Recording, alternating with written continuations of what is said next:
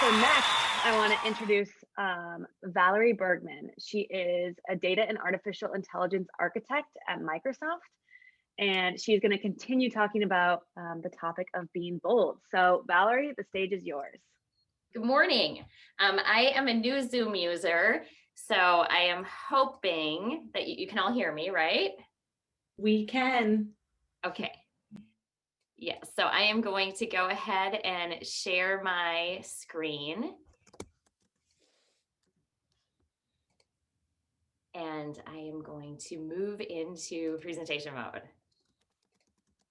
So can you confirm that you can see that all right? Yeah, looks great. Yay, excellent. So good morning. I am so excited to be here talking to you all this morning. Since the land of COVID has set in, I've been doing a lot of work out of my basement office, and I really wish I could be seeing your faces this morning. But with that, I'm going to I can at least see Anna's picture up here and Katie's picture, and so I'm going to pretend as best I can as I'm talking to you, and I'm standing up while I'm doing this because that brings me more energy. Anyways, so I wanted to start out by saying that it's an honor for me to be here and to be talking with all of you.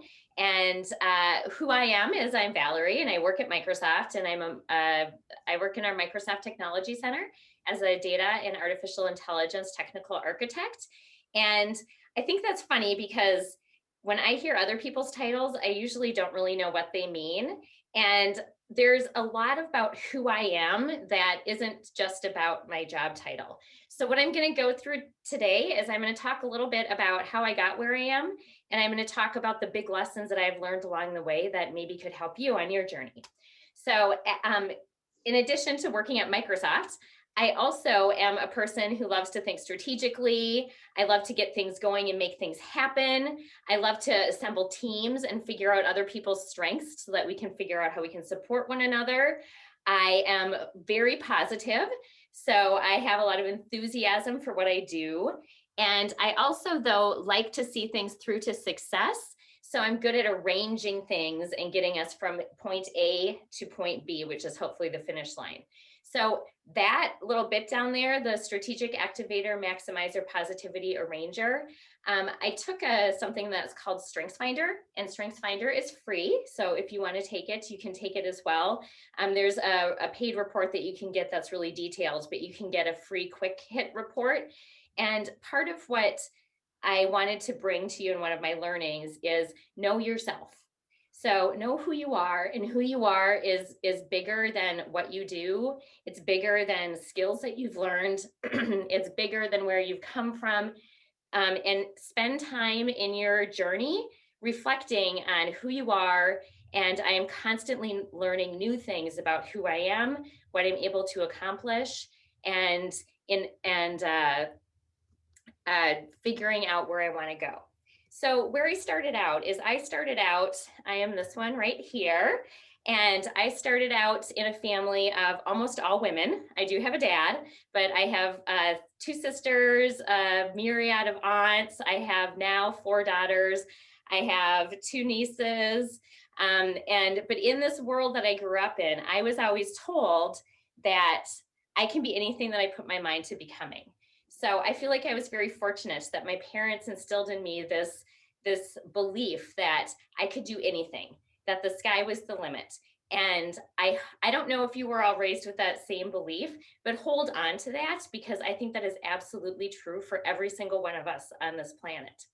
So as I was thinking about what did I want to do, I always loved science and math, but I also really, really enjoyed the challenges that came along with the humanities and with history. I loved history and understanding who we are as a people and understanding how we work together as individuals as well as countries. And so I decided that what I wanted to do is I wanted to go to college, and I majored in international political science. I want to go to law school. And I thought maybe I would be a Supreme Court judge, or maybe I'd be a foreign policy correspondent to the president. I don't know. That's kind of where my head was going. And the whole time, my dad, who had worked for Intel, was saying, hey, you should be a programmer. And he had actually taught me how to program when I was 8 in BASIC. My grandmother and I took a programming class together that my dad ran when I was 8.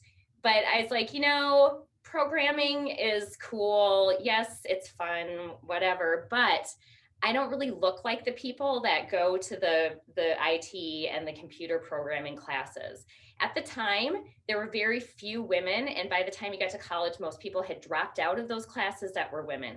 So as I looked around me and saw that nobody looked like me, I started going back over into the humanities area. So anyways, I also wanted to tell you, though, that was my thought initially. Clearly, I'm not a Supreme Court judge, although RGB, I think, is an inspiration. But so where I thought I was going to go and where I've ended up are totally different places. So this is what my actual life journey has looked like. It's kind of a big old squiggly line that goes all over the place. And a lot of things have happened along my life journey that I didn't anticipate happening. So I started out at the Star and I started college and I was all ready to be the Supreme Court judge or to be the foreign policy correspondent to the president. But then I got married, and I actually got married when I was 19, and I had my first daughter before I graduated from college. I stayed in college though because it was important to me that I finish. I was lucky that I had support of my family, but I also found myself in another situation where I was one of the only people in my college class who was married and had a family. But I graduated. I was super proud of myself. I had my bachelor's of arts in international political science. But then I got pregnant with my second daughter, and I thought about how much daycare was going to cost. And so I ended up taking a couple of years and I stayed home with my girls. I really enjoyed the time that I had with them. But as they were getting into kindergarten, I started thinking about, well, what am I going to do now? Because I am kind of type A. I really love being around other people, and I wanted to contribute to the world. And I felt like it was time for me to get out. So my dad talked me into, I looked at all the jobs that I could get with international political science undergraduate degree without the law school portion that I had intended. And going out to Washington, D.C. is where I had wanted to go. Bringing my family to Washington, D.C. didn't sound as attractive to me anymore. So my dad was like, why don't you try programming? So I taught myself how to code. I got a book that was Teach Yourself How to Code in 30 Days. It used to be the Sam's book, used to be the thing. And my dad was there if I had questions, so he was a good mentor for me. And turns out I really, really loved coding. I loved building something and watching it come to life and being like, I did this, I made this. And so I thought this could be a cool career path. Not only that, and it's pretty lucrative in comparison to what I could get with just my bachelor's degree with the international political science focus. In that area, I was being offered things like I could go work at Greenpeace, which could have been very emotionally satisfying, but didn't pay enough for me to support my family. So after I taught myself how to code, I thought I better go back to school because maybe if I just said I read a book on coding, that might not get me very far. So I enrolled for my master's degree. And shortly after I started school, I got a job offer as my first job offer. So I got a job offer as a programmer, and I worked at a consulting company, and I learned so much on the job, but it was still important to me that I finish my master's degree.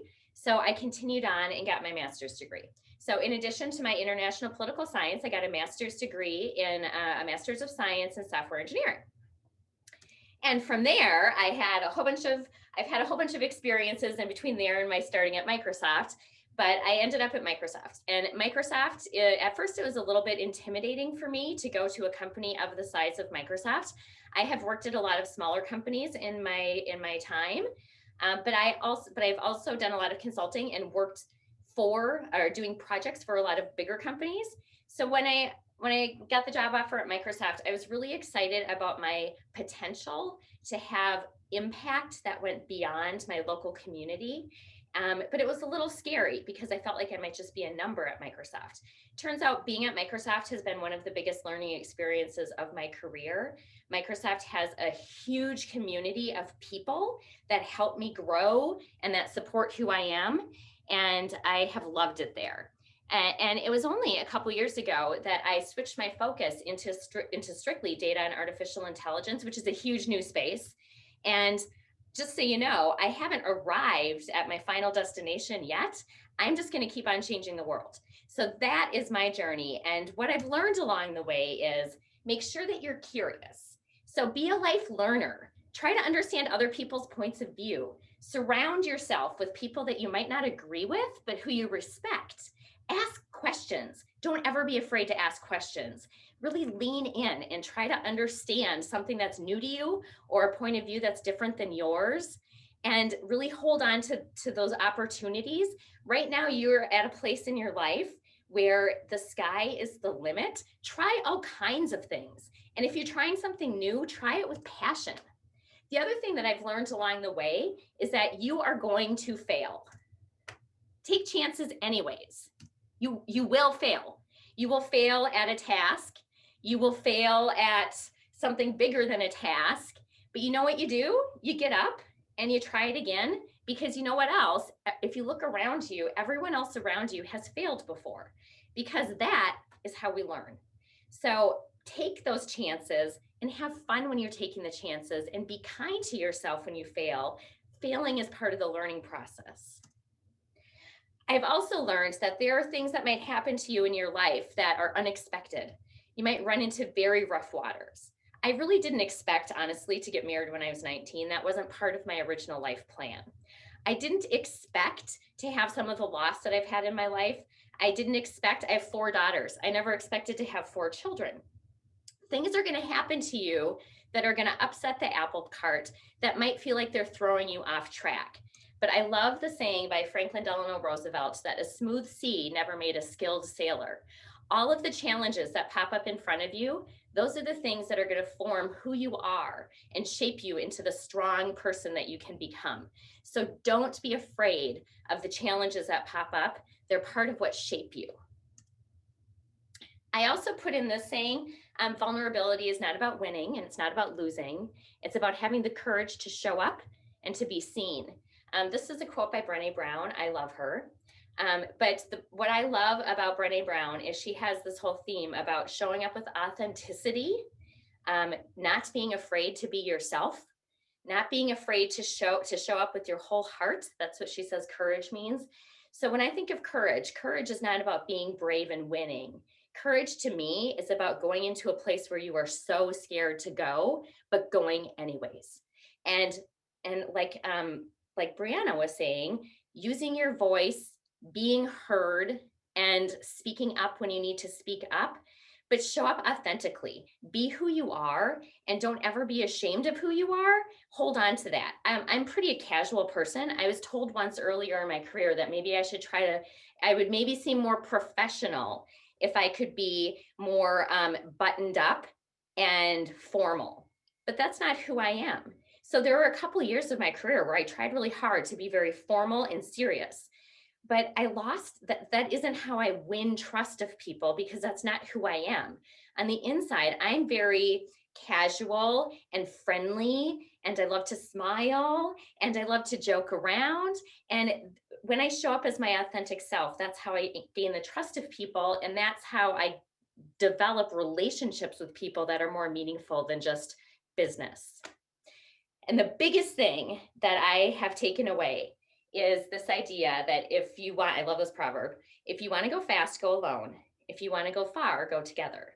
And for what that means for me is, through all of the stormy waters and through all of the failures, through all of the challenges, through all of the opportunities to grow, through that big old zigzaggy line that is my life journey, the thing that gets me motivated and keeps me focused and keeps my heart full and gives me the courage to be authentic and show up as myself is my network of people.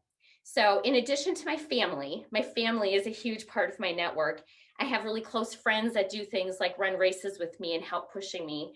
But I also have people who are my peers and my partners and leaders at work who believe in me, who support me, who advocate for me, and who I advocate for back. They are the people who help me become better. And when I'm scared, they're there to bounce ideas off of. But it's not just the people that are physically with you. Keep people around you even if it's just in your mind, who inspire you. And it could be someone like Grace Hopper from history, who is one of the pioneering women who set the table for people like me to come in and succeed at Microsoft. And it could be people like other people in my broad Microsoft network who have started nonprofits and are trying to help young kids in learn how to program in areas that are economically depressed. But so if you want to go far, surround yourself with people who support you, inspire you, lift you up, and do the same for others. So that is what I had. I think I hit my time maybe a little bit over.